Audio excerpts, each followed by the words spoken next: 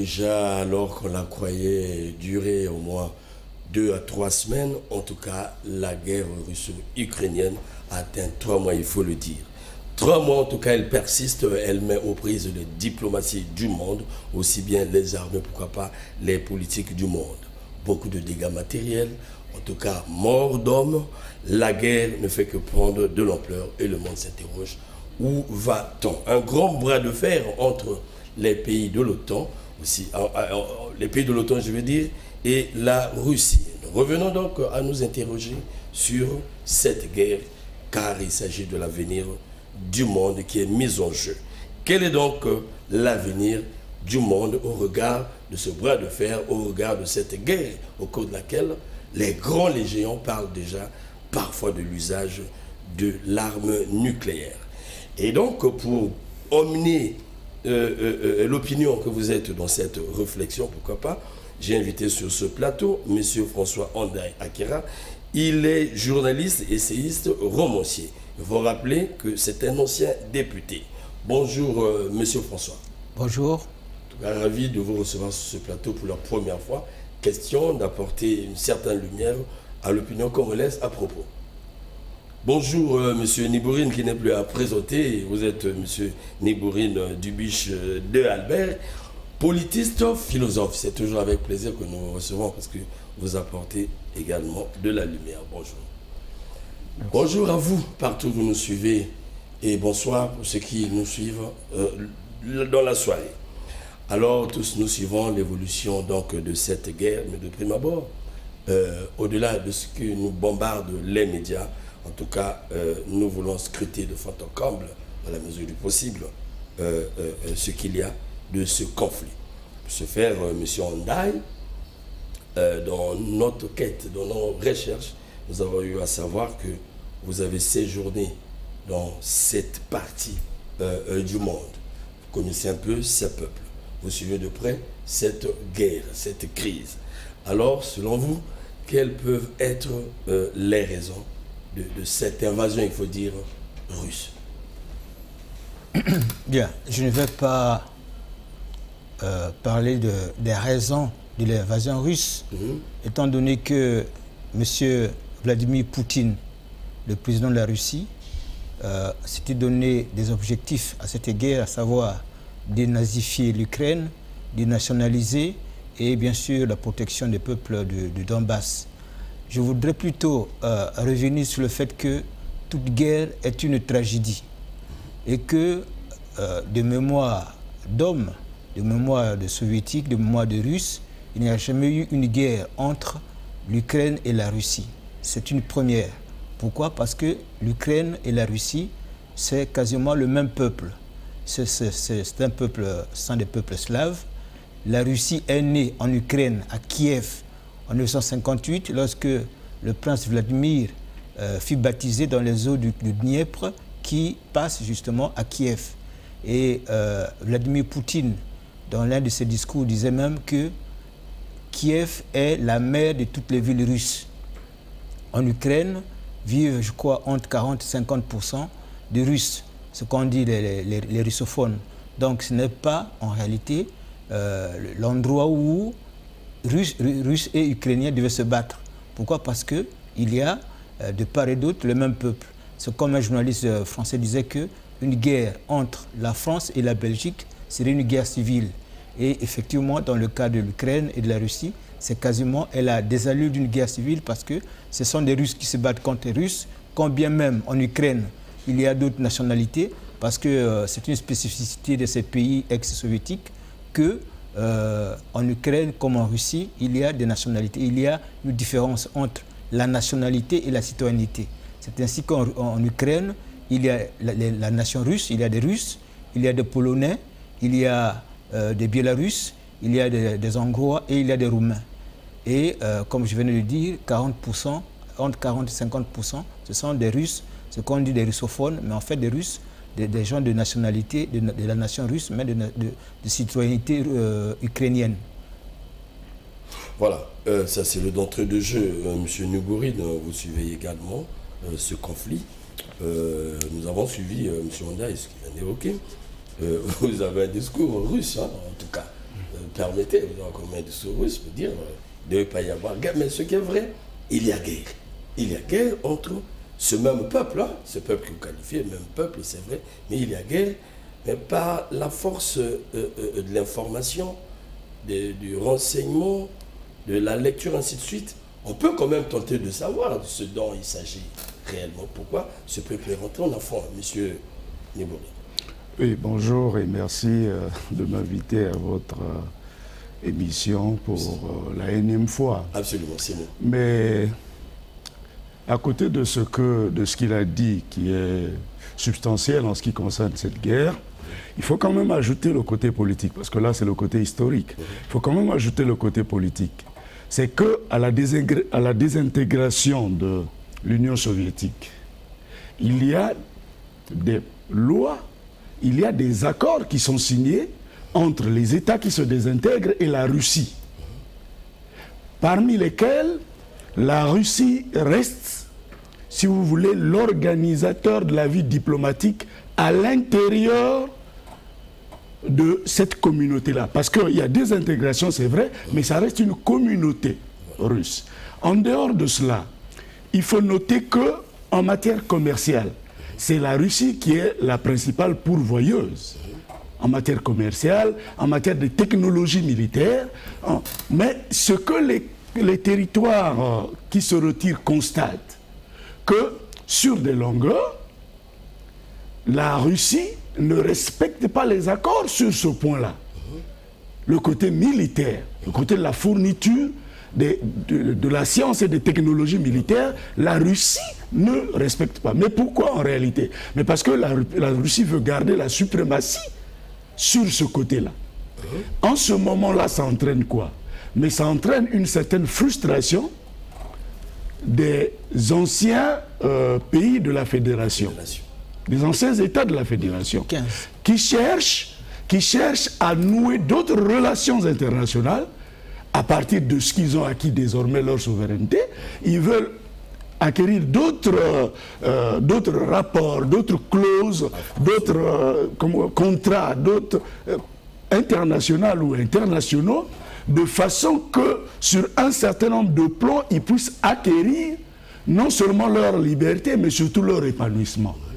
Et c'est là que la Russie rappelle qu'attention, il y a eu des clauses qu'on ne peut pas comme ça bafouer. Parce que une des clauses, c'est que aux portes des anciennes puissances ou des anciens États socialistes ou russes ne peuvent fonctionner une certaine liberté des États qui composent l'OTAN. Non. Mais or, l'Ukraine, étant libre, étant souverain ou souveraine, recherche plutôt son épanouissement. Absolument. Et en ce moment-là, brandit son droit de peuple à se développer soi-même. Voyez-vous? En ce moment-là, l'Ukraine se met à signer un certain nombre d'accords qui inquiètent la Russie. Absolument. Absolument. Et la Russie se dit, mais qu'est-ce qui se passe? Rappelle à l'Ukraine qu'il faut craindre de faire ainsi. Et même le débat avec la Crimée, mais simplement parce que la Crimée est à la porte de l'Occident. Absolument. De l'Occident. Oui. Et si l'Ukraine s'appropriait la Crimée, voyez la suite. Vu le partenariat bilatéral de l'Ukraine avec les pays occidentaux. Et la Russie se dit, il faut reconquérir ces territoires pour qu'elle se place en maître là. Mais en ce moment-là, il faut diminuer l'Ukraine. Voyez-vous?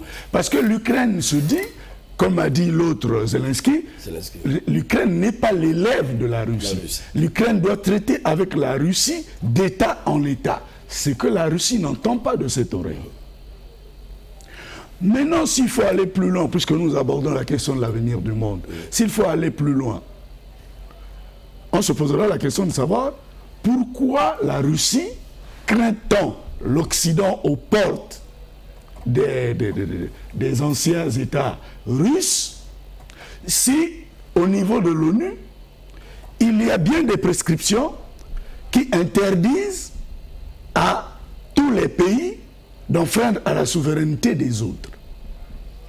La question est celle-là. C'est la question. Parce qu'on ne peut pas, s'il vous plaît, je vais terminer, on ne peut pas se prétendre défendre sa souveraineté à partir de l'acquisition ou de l'annexion d'autres États, pensant que ces États étant faibles constituent un danger désormais pour la souveraineté russe. Il y a un problème.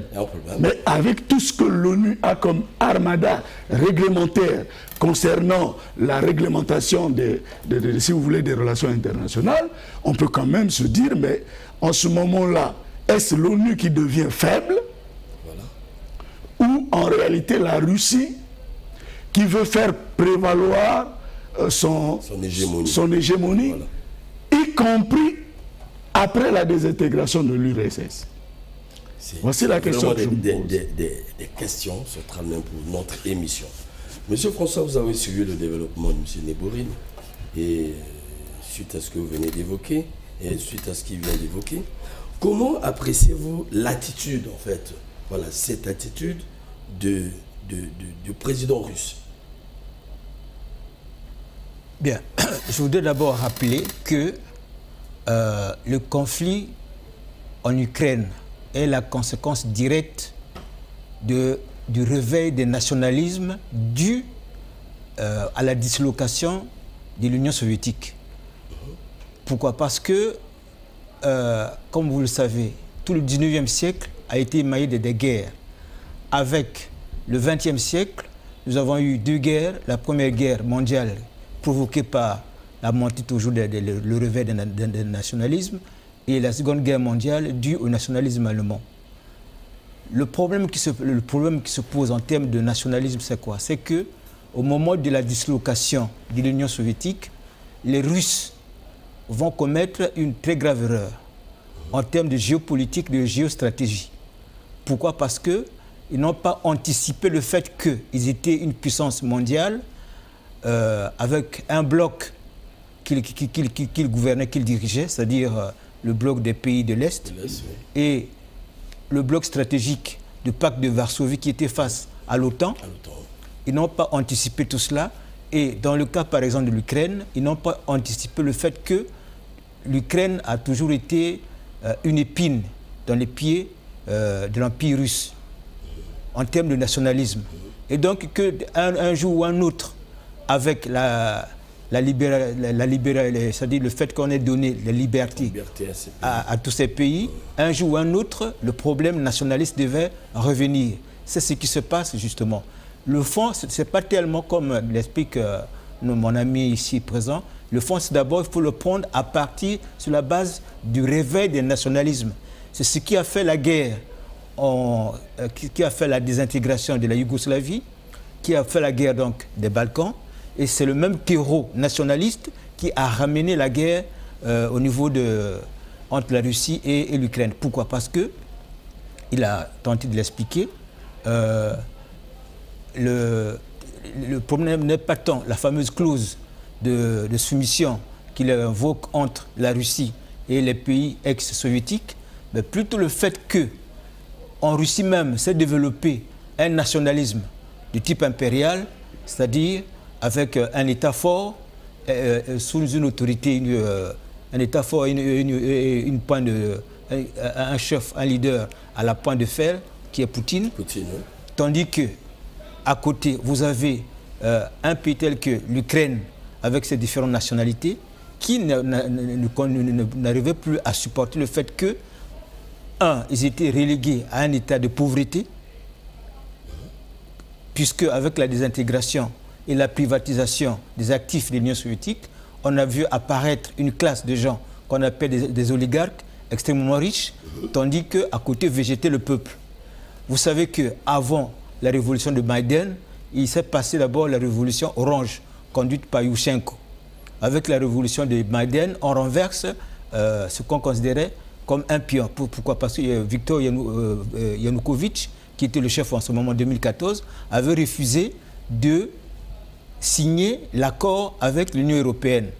Oui, il est vrai que les nationalistes européens, les nationalistes ukrainiens voulaient plutôt un accord avec l'Union européenne qu'un accord avec la Russie.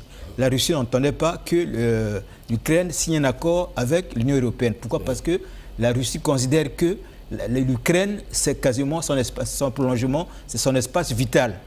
Et que quel que soit ce qui pouvait arriver là-bas, il ne pouvait pas tolérer. Bon. Quant à la Crimée, il faut savoir que la Crimée fut un territoire russe jusqu'en 1954, quand le dirigeant Khrouchtchev l'avait cédé comme ça bonnement à l'Ukraine. Et je vais vous dire qu'au moment du partage, c'est-à-dire au moment de la désintégration de l'Union soviétique, décidé le 8 décembre 1991 par Boris Yeltsin, Leonid Kravchuk et Shushkevich à côté de Minsk, la question, le dirigeant ukrainien Leonid Kravchuk avait posé la question à Boris Yeltsin, que faisons-nous de la Crimée? Il avait dit, vous pouvez la garder. Vous voyez, donc c'était un manque d'anticipation totale qui a conduit les dirigeants de l'époque à ne pas voir plus loin que le bout de leur nez. Pourquoi? Parce que la Crimée, comme il dit, c'est un point central dans la stratégie de défense de la Russie par rapport sur la mer Noire. Or, aujourd'hui, nous voyons les conséquences de cette politique à courte vue développée à l'époque par les dirigeants ex-soviétiques, c'est-à-dire russes, dont Boris Yeltsin, qui à l'époque était considéré comme un sauveur de la Russie, mais aujourd'hui, 31 ans après, à la lumière des événements actuels, on pense plutôt que c'était un imposteur, parce qu'il n'a pas sauvé la Russie, il a plutôt préparé un piège sans fin à la Russie. Mais le monde se doit d'évoluer, comme a dit M. Niboulin, mais le monde bouge, le monde se doit d'évoluer. En tout cas, la personne de Poutine laisse interroger beaucoup de stratèges, tels que vous venez de le présenter, mais le monde est en face d'une réalité, la Russie elle-même est en face d'une réalité. C'est un État indépendant, un État, comme a dit M. Niboulin, libre de choisir ses options, ses orientations par rapport à ses intérêts. Un État qui veut se protéger, qui veut s'épanouir, ainsi de suite. Mais à ce siècle, penser que cet État serait comme une porte de protection de la Russie, est-ce que lorsque nous rentrons dans la phase d'une telle guerre, avec une telle conception, le monde n'est pas franchement en danger perpétuel, M. François? Bien. J'ai entendu de commentateurs dire que c'était une grave erreur de la part du président Poutine d'avoir déclenché cette guerre, parce que l'objectif de nationaliser, de nazifier, c'est-à-dire en pensant que l'Ukraine était la proie des nazis, par le fait qu'il y a un groupuscule nazi, effectivement, qui a pris Stepan Bandera, c'est-à-dire un leader ukrainien pendant la Seconde Guerre mondiale, qui était pro-allemand et qui a participé à cette guerre comme milicien dans les rangs voilà. Bon, aujourd'hui, ce monsieur-là, il est devenu l'idole. Et l'une des exigences d'ailleurs de Vladimir Poutine était de démanteler le monument que les nazis, enfin que ces supporters ont érigé à la mémoire de Stepan Bandera, qui avait été assassiné en 1959 par les agents soviétiques à Munich. Bon, c'est vrai, toute guerre est une tragédie, je vous l'ai dit tout à l'heure. Toute guerre est une stratégie. Est-ce qu'il n'y avait pas une autre option, sauf que la guerre? Parce qu'aujourd'hui, on voit que c'est les effets contraires. Jusqu'au déclenchement de la guerre, tout était possible, à savoir que l'Ukraine restait bel et bien dans le giron russe, puisque la population est russe à 40-50%, et que la balance commerciale entre l'Ukraine et les pays étrangers était la suivante: Union européenne en tête, la Chine en tête, l'Union européenne et la Russie. Or, maintenant, après cette guerre, qu'est-ce que ça veut devenir? La balance commerciale ne serait plus la même. Je suis sûr que les Ukrainiens ne vont pas mettre la Russie à la seconde place, à la troisième place. C'est plutôt, cette guerre va se terminer en faveur des États-Unis. Pourquoi? Parce que comme lui disait que bon, il faut se battre pour éviter que l'Ukraine devienne une colonie occidentale, c'est tout le contraire qui est en train de se produire. Dès lors que la porte à l'entrée de l'Union européenne est déjà quasiment ouverte et l'adhésion à l'OTAN est quasiment actée sur le terrain. Parce qu'aujourd'hui, on voit qu'on ne peut pas comprendre que demain, l'Ukraine ne puisse pas rejoindre l'OTAN, quand déjà, enfin, je ne dirais pas les troupes de l'OTAN, mais les armes des pays de l'OTAN sont ceux qui font la différence sur le terrain. Alors, M. Nigouline, ce changement que nous sommes en train de constater, ce changement de stratégie, c'est comme si les équilibres de force se balancent, ainsi de suite. Au départ, nous avons vu une Russie qui est rentrée puissante, qui a envahi puissamment. Au-delà de toutes les négociations, il faut dire diplomatiques, qui ont eu à échouer, mais aujourd'hui, sur le terrain, on constate que l'Ukraine avance. C'est vrai, vous n'êtes pas des anciens généraux, mais n'empêche qu'on traite ces questions à la mesure du possible. En tout cas, c'est des questions stratégiques. Alors, mais comment on peut expliquer cela? Comment on peut expliquer la montée ou voilà, la montée de la force ou du feu de l'armée de Kiev? Merci beaucoup. Mais je voudrais quand même qu'on revienne pour une seconde sur quelque chose. Vous savez, quand on fait des débats sur l'histoire d'une nation, il faut faire attention aux détails. Voilà. Je dis ici que même dans l'ancienne Union soviétique, les États fédérés n'ont pas eu les mêmes privilèges que la Russie. Oui. La Russie bénéficiant déjà de cette propension au développement au niveau militaire, au niveau commercial, avec d'autres États du monde. Vous voyez? C'est d'ailleurs pourquoi, et il l'a dit tout à l'heure, c'est d'ailleurs pourquoi la fragilisation des États fédérés va faire que, comme la Yougoslavie d'ailleurs, va faire que bon, certains États réclament le retrait. En réalité, les premières réclamations ne sont pas pour la désintégration, non. C'est pour rappeler à la Russie qu'il faut craindre de jouer un jeu qui puisse appauvrir les uns et enrichir l'autre.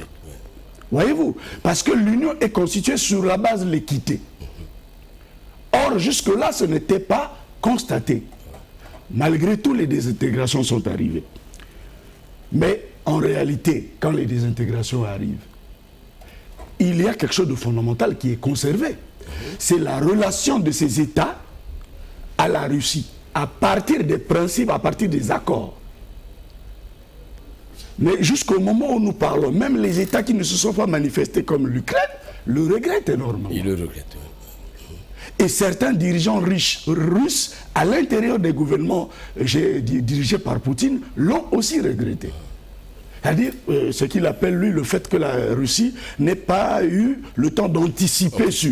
Oui. Mais quand il dit que ce n'est pas tellement ce que je dis, mais nous disons la même chose en réalité. Oui, en fait. Nous disons la même chose en réalité. C'est-à-dire que la Russie n'a pas pu respecter les accords avec certains États qui lui étaient directement liés. Un. Deux, si la Russie craignait réellement qu'il y ait entrée de l'Occident aux portes de la Crimée, de l'Ukraine et de... Mais ce qu'il fallait faire, c'est quoi? C'est renforcer les rapports militaires, y compris au niveau du renseignement. Avec ces États-là. En ce moment-là, la transparence de la Russie dans les négociations allait faire que tout aille au mieux. Or, non. Jusqu'au moment où nous parlons, ces États regrettent l'attitude, ce qu'ils appellent, eux, moi je crois que c'est Mikhail Gov qui qualifie cela de l'expansionnisme vide. Oui. C'est-à-dire que la Russie veut se reprendre sur d'autres États, mais sans qu'il y ait accompagnement des effets économiques et des effets militaires. En ce moment-là, vous venez donc pour annexer et non pour aider. Or, aujourd'hui, vous parlez de l'évolution du monde. Aujourd'hui, on ne peut plus accepter qu'un État annexe un autre sans que ce ne soit de manière stratégique. Absolument. Vous voyez ce que fait l'Europe en Afrique. Vous voyez la stratégie pacifique des accords internationaux de l'Europe en Afrique, même au niveau de l'OMC. Vous voyez que c'est à visage voilé. Oui. C'est que la Russie ne fait pas. Là où je suis d'accord, certainement avec Poutine, c'est qu'ils disent, voilà, il faut que la souveraineté russe soit respectée. Mais le paradoxe, c'est qu'au moment où il parle de la souveraineté russe, lui ne respecte pas la souveraineté d'autres États. C'est ça. Au milieu, je crois qu'au milieu, la tendance où l'issue, c'est négocier. Négocier en mettant à la table, sur la table la nature des rapports depuis la désintégration de l'Union soviétique, de façon à voir que si nous devrons continuer à négocier, ben, il faut qu'il y ait de l'équité. Et il faut laisser à certains États la possibilité d'exercer leur liberté, leur souveraineté sur un certain nombre de rapports, un certain nombre de négociations. Parce que si vous pensez que l'Ukraine en tant que telle ne peut pas négocier avec d'autres, parce que vous avez des accords qui datent de 1991 ou 1989, ben vous vous trompez. Parce qu'en dehors de l'État, il y a le peuple. Il y a le peuple, oui. Il y a la condition du peuple qu'il faut sauver. Mais en voulant sauver la condition du peuple, vous êtes obligé de négocier avec ceux qui peuvent vous apporter le bien-être. Ce que la Russie ne fait pas, mais il faut faire avec les autres.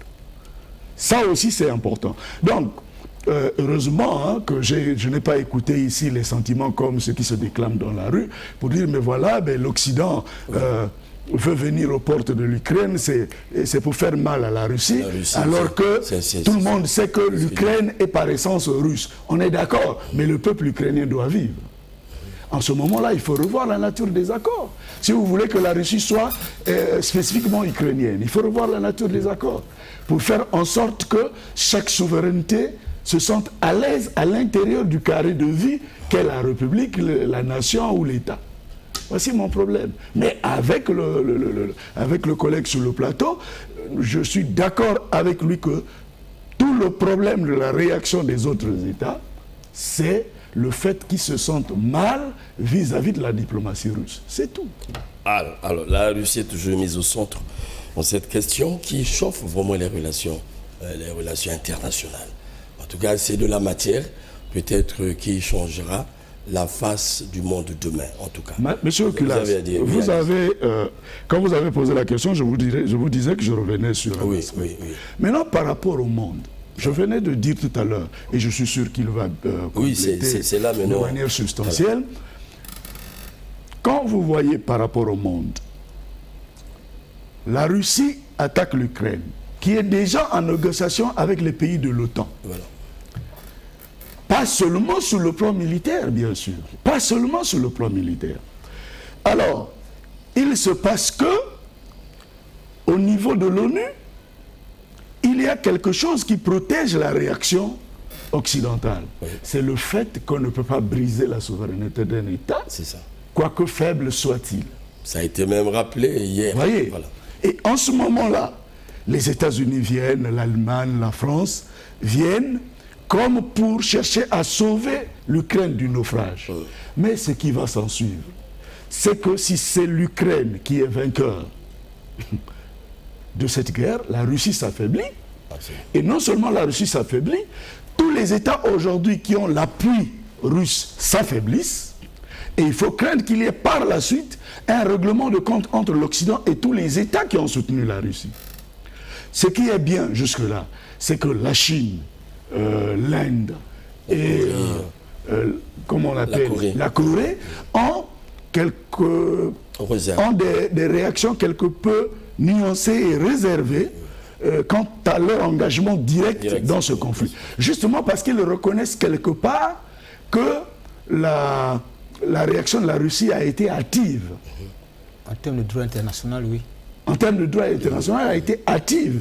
Et comme il a dit tout à l'heure, qu'on pouvait passer par d'autres canaux d'évasion pour chercher à régler de manière palliative cette question. Mais elle est tellement avancée. Tout à l'heure, vous avez dit 3 mois, mais c'est 8 mois, 9 même. 9 mois. Puisque nous avons commencé, ça a commencé le 24 février. Nous sommes là en octobre. Nous sommes à 9 pratiquement. Dans 10 jours. Bon. Je sais que par la suite, on va poursuivre. Mais il y a aussi la question de la fragilisation de l'ONU. Parce que là... Nous allons revenir là-dessus. Je vous en prie, nous allons revenir là-dessus. J'aimerais intéresser M. François sur cette question. Là, nous sommes déjà sur le le terrain, nous examinons les faits sur le terrain, vous avez vu les avancées de l'Ukraine, qui aujourd'hui pose problème en termes de négociation. M. Niboulin a développé quelque chose de très important. Nous avons suivi Zelensky dire ouvertement, lorsqu'il a senti faire des victoires sur le terrain, avec l'appui des pays de l'OTAN, des armées de l'OTAN, dit on ne peut plus négocier avec Boris.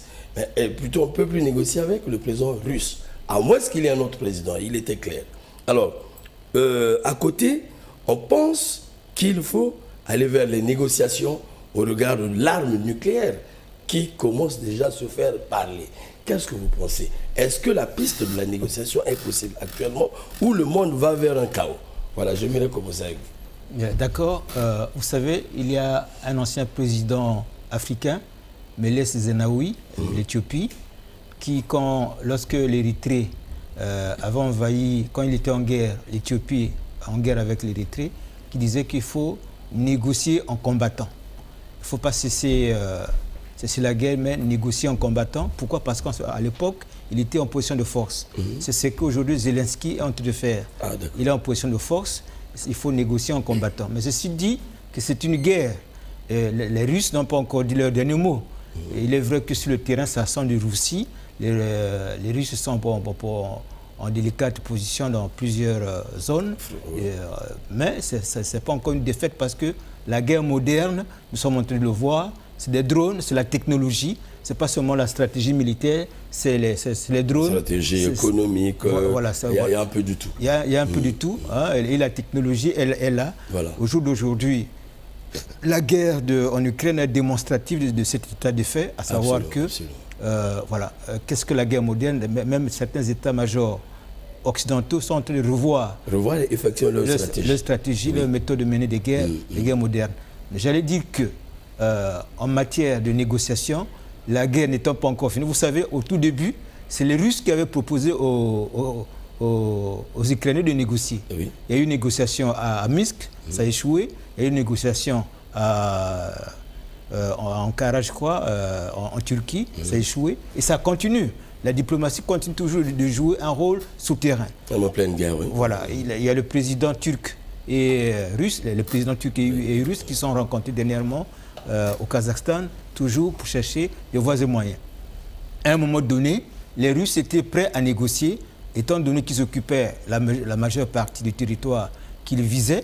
Et en ce moment, Poutine avait dit que c'est plutôt les Américains, le président américain, qui est en train de retarder cette échéance. Voilà. Pourquoi? Parce que les Américains pensaient, avec les Ukrainiens, que tant que nous n'avons pas aussi atteint nos objectifs, nous n'allons pas laisser la Russie occuper une partie de l'Ukraine. La négociation ne passera que par là, elle doit finir par la négociation. Parce que une défaite russe, en ce sens que les Ukrainiens reprennent Donetsk, Donetsk, Luhansk, Kherson, mais je ne sais pas comment les Russes réagiront.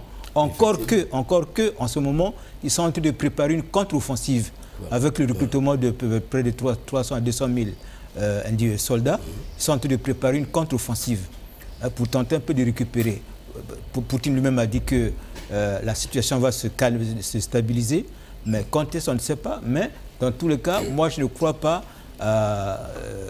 Les Occidentaux le savent également, ils ne vont pas chercher à humilier les Russes en leur assénant une défaite qui fera qu'ils sortiront de là froissés, humiliés, ainsi de suite, parce que toute humiliation dans une guerre, à la fin d'une guerre, amène toujours des revanches. Absolument, il y a souvent une seconde guerre. Voilà, maintenant, quant à la menace nucléaire que les Russes ont depuis le début fait planer, je crois que c'est plutôt un épouvantail.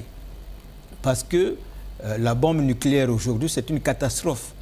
Les puissances européennes, vous avez la France, la Grande-Bretagne, vous avez les États-Unis, qui sont des puissances nucléaires et qui sont membres donc, du pacte de l'OTAN, qui sont de l'OTAN. Et donc, j'entendais ce matin Joseph Borrell, le commissaire européen, qui disait que si la Russie emploie l'arme nucléaire, son armée sera détruite. Je ne sais pas trop comment. Mais je dis que il n'est pas de l'intérêt des Russes d'employer la bombe atomique, l'arme nucléaire. Combien même on dit que lorsqu'un petit frère se met à tabasser un grand frère, le grand frère réagit de manière hasardeuse, hein, n'est-ce pas? Ah ouais. Mais vous voyez, les conséquences seront énormes. Parce que ce ne sera pas des conséquences tout à fait bénignes, non. Encore que, comme je disais tout à l'heure, que c'était une guerre fratricide. Voilà, c'est une guerre fratricide. Et je vous dis que les Russes ont la même mentalité que les Ukrainiens. C'est même ce qui fait que, dès le départ, les Occidentaux ne comprenaient pas pourquoi, comment les Ukrainiens résistent. Mais parce que c'est le même type d'individus. Ils ont la même mentalité. Ils sont très résistants, très résistants face à une attaque extérieure. Vous voyez que à Kiev, les Russes n'ont pas pu pénétrer. Et on a expliqué pourquoi. Parce que eux, ils ne s'attendaient pas à une résistance. Ils pensaient être un pays conquis. Pourquoi? Parce que Kiev quasiment est russophone. Voilà. Et donc ils sont partis sur une fausse hypothèse que là-bas, on nous attendait les bras ouverts. À Kharkov, c'est une ville qui est russe. Quand on dit les russophones, mais ce sont les Russes à Kharkov. Mais là-bas, l'une de leurs premières défaites, ils l'ont subi à Kharkov. Donc c'est pour dire que c'est une guerre fratricide et je ne vois pas comment les Russes vont employer une bombe, la bombe, une arme nucléaire pour anéantir d'autres Russes. C'est terrible. C'est vrai, chers téléspectateurs. Je trouve plus que c'est un épouvantail. Un épouvantail pour l'instant. Mais ce qui est vrai, le bouton, c'est l'homme qui l'appuie souvent. On ne sait pas dans quelles conditions. En tout cas, M. Nibouli, aujourd'hui, les inquiétudes planent. Lorsque nous avons suivi ce monsieur de l'OTAN, il a communiqué effectivement, il a attiré l'attention de la Russie.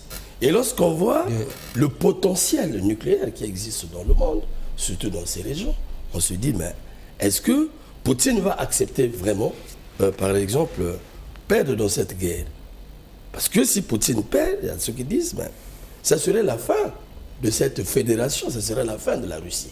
Mais nous connaissons bien la vision de Poutine. Poutine voit grand. Poutine rêve une Russie grande.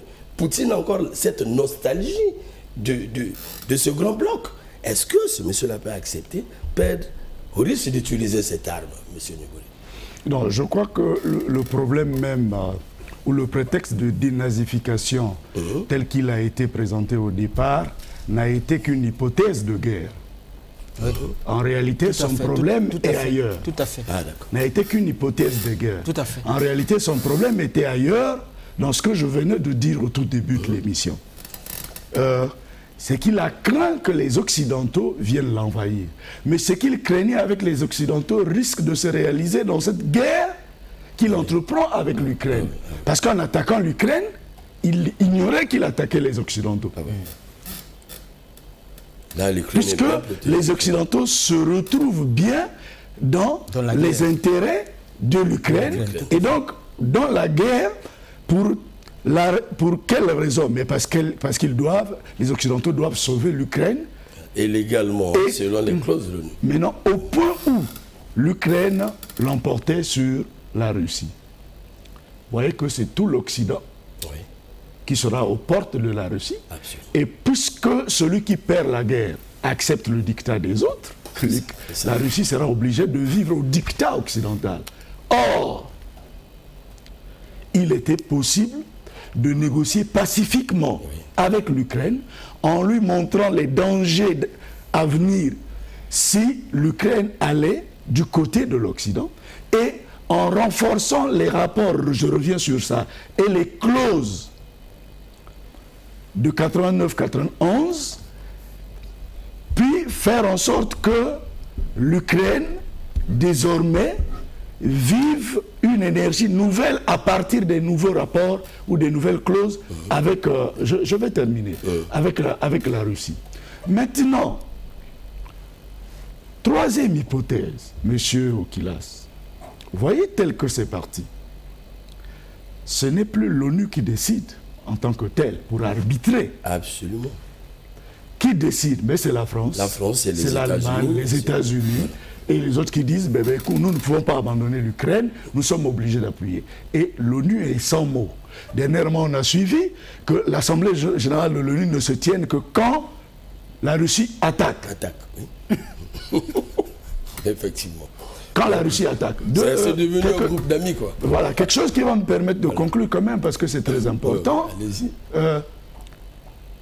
Et la Russie devrait comprendre pourquoi c'est ainsi.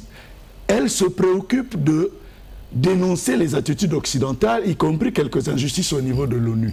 En disant, voilà, moi je n'ai pas plusieurs bases militaires dans le monde, je ne suis pas un pays guerrier, pour preuve, je ne suis ni en Afrique, ni en Asie, ni en ceci. Moi, mon problème, c'est ma souveraineté. Mais, on dit souvent que la politique est factuelle, la politique est événementielle. Ce n'est pas l'Église. Mais en face de la Russie, il y a tout un monde qui se braque contre. Quelle serait pour moi la position de Poutine? C'est négocier.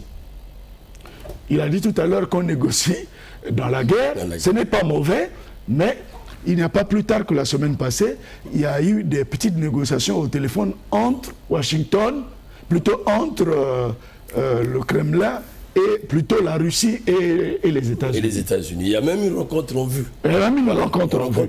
Je trouve que c'est une bonne chose, oui. Mais il faudrait bien que ces rencontres soient assistées par l'ONU.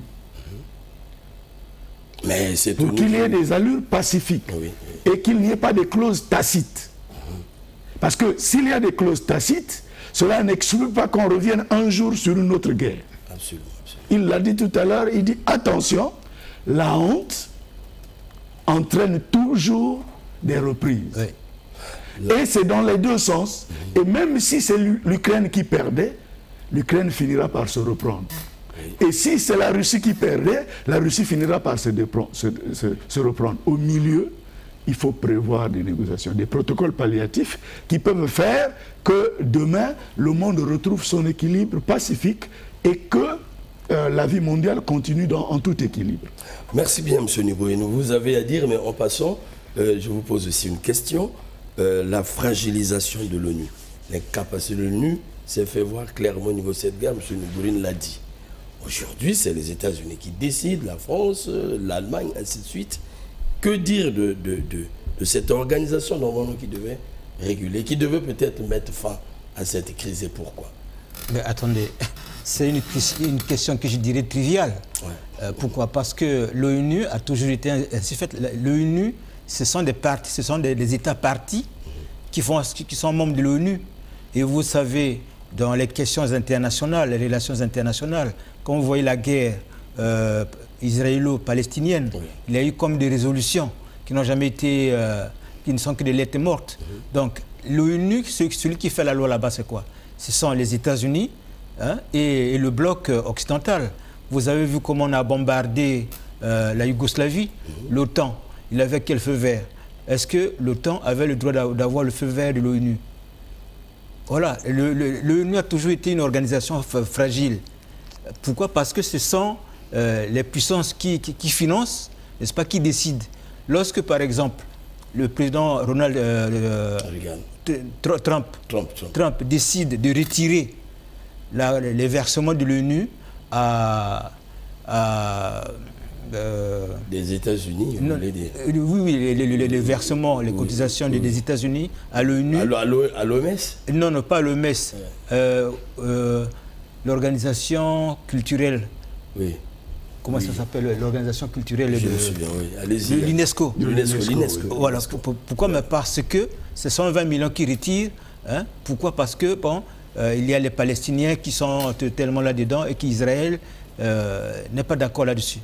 Donc, c'est celui qui donne l'argent qui fait le dictat.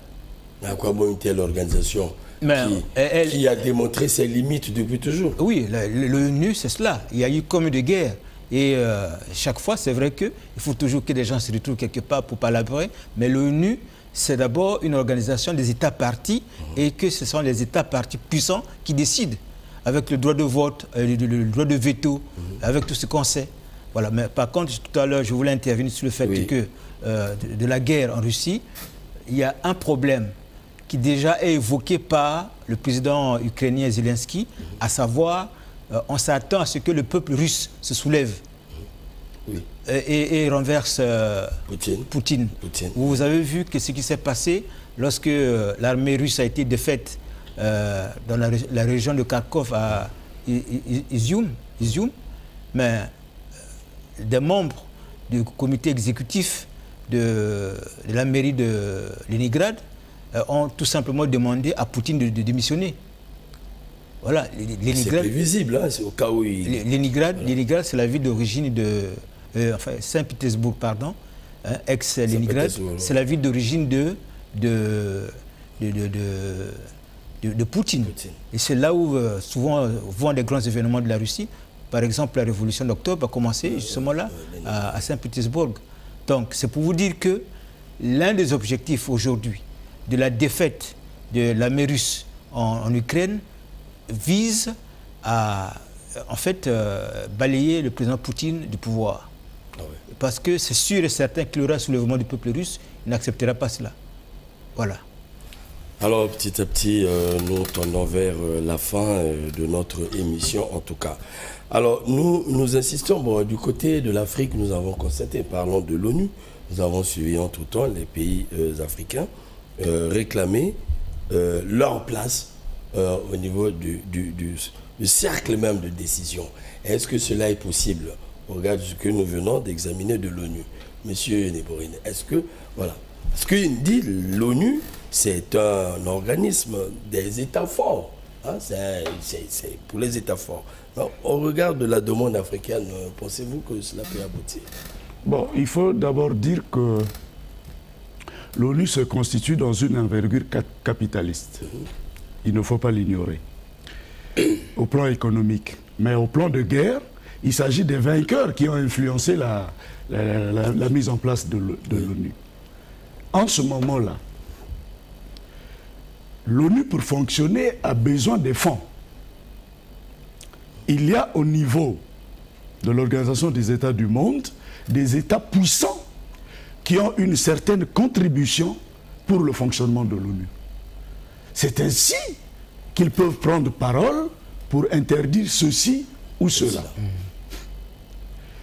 En ce moment-là, intervient déjà la fragilité de l'ONU. Parce que je vais vous dire qu'il faut commencer à poser le problème à partir de la faute stratégique de la Russie. Des territoires qui appartiennent déjà à l'Ukraine, même si jusqu'à une certaine année, c'était des territoires russes. Mais là aussi, il y a des clauses qui montrent, parce qu'on n'a pas simplement cédé. Il y a des clauses qui ont suivi, des accords. Mais comment la Russie peut en venir à attaquer l'Ukraine et à prendre possession des territoires? Et les ennemis jusqu'à ce que le mot d'annexion soit employé. Voilà. Ce qui est déjà contre nature du point de vue de la loi internationale, des accords internationaux. L'ONU l'a rappelé d'ailleurs. Que dit l'ONU? Si on en arrive là, est-ce qu'on n'en arrivera pas au fait que la Russie arrive à prendre, y compris Kiev? Est-ce qu'en ce moment-là, la disparition de l'Ukraine sera un fait validé par l'ONU? Voyez, en ce moment-là, nous constatons par étapes les faiblesses de l'ONU. Mais l'ONU a envoyé combien de délégations discuter avec Poutine? J'ai vu tout au début le secrétaire général, je crois, de l'ONU envoyer des représentants. Absolument. Tout au début. Mais ça n'a jamais marché. Parce que le problème de cette guerre n'est pas le problème de la nation russe. Il n'est pas le problème du peuple russe, il est le problème de l'État russe et de Poutine exclusivement. Parce que Poutine ne veut pas entendre l'Occident négocier avec les anciens États soviétiques. Voilà. Pour Poutine, c'est une menace. Vous avez aussi le mot de la fin. Voilà. Pour Poutine, c'est une menace. Voilà. Et pour revenir au mot de la fin, voilà. Et là, je me fais philosophe. Absolument. C'est ce qu'on attend de vous. Parce que jusque-là, je me suis fait politiste. Alors, voilà. Je crois qu'il faut un peu de la considération pour l'humanité. Nous avons commis assez de fautes jusqu'en 1945, et même après. Parce qu'un homme qui meurt dans l'humanité, c'est toute l'humanité qui meurt. Qui meurt, absolument. Un certain nombre de prescrits ont été pris. Pour les respecter, il suffit de faire en sorte que chaque peuple soit capable de se soutenir. au plan économique, au plan politique, au plan militaire, au plan industriel, tout ça. Si nous pouvons réussir à faire en sorte que le monde entier s'équilibre en matière du rapport aux besoins, on n'aura plus de guerre. Absolument. Si nous avons des guerres, c'est parce qu'il y a certains États, certaines nations, se croyant plus puissantes que les autres, veulent imprimer leur ordre sur ceux qui souffrent déjà. Et la réaction est toujours possible. C'est le cas des rapports de l'Occident vis-à-vis de l'Afrique, le cas des rapports de, comment vous allez appeler ça, des Arabes vis-à-vis des pays d'Asie là-bas. Vous constaterez que la liberté humaine étant expressive, l'homme ou la raison humaine est toujours prête à s'exprimer en face des injustices, en face des obstacles. C'est naturel. C'est ainsi que je prie à l'ONU et à toutes les nations qui constituent le monde de penser à l'homme. J'entends quoi par penser à l'homme?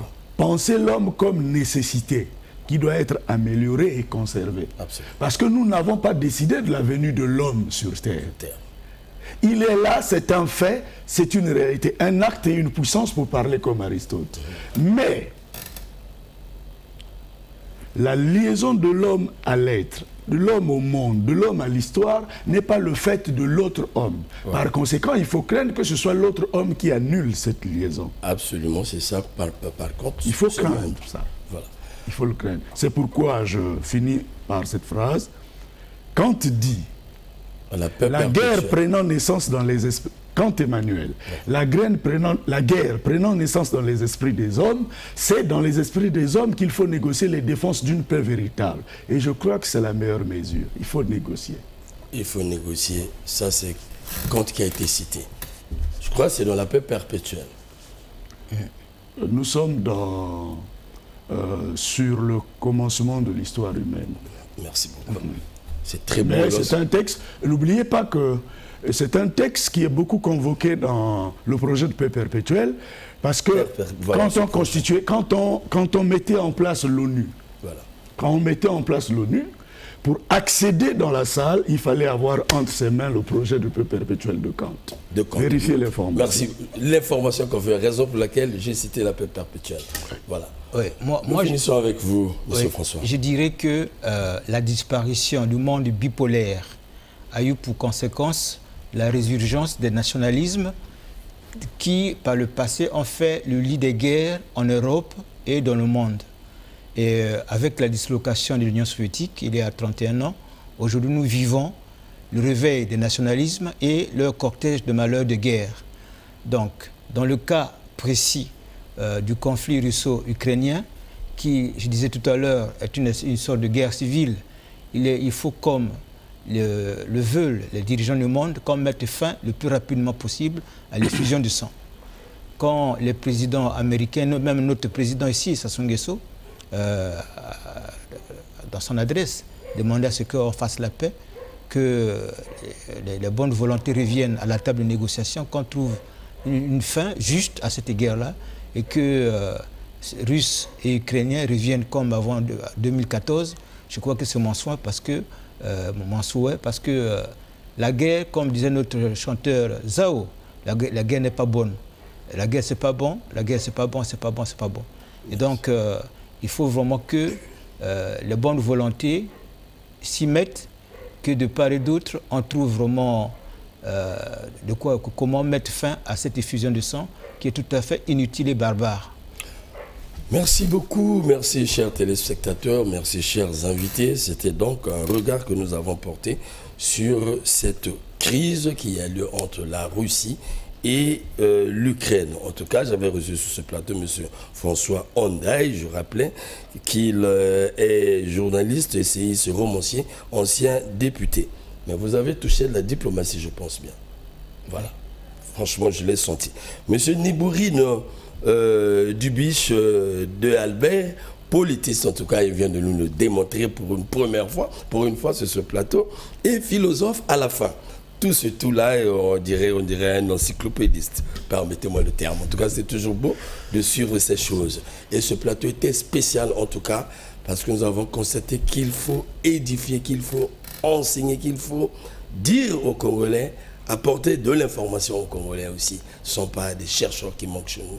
Il y a des gens qui ont des têtes, qui réfléchissent sur des grandes situations du monde, des grands événements du monde, et qui écrivent même là-dessus. Donc je souhaiterais recevoir sur ce plateau ceux du ministère de tutelle, il faut dire, ceux qui tournent leur bosse dans la diplomatie. Je veux bien avoir des diplomates sur ce plateau parce que les Congolais veulent en savoir plus. Alors pour terminer, on dira nul n'aime la guerre. La guerre est un langage certes, mais un langage très violent qui généralement fait disparaître l'espèce humaine. Au revoir chez vous, à la prochaine fois. Merci.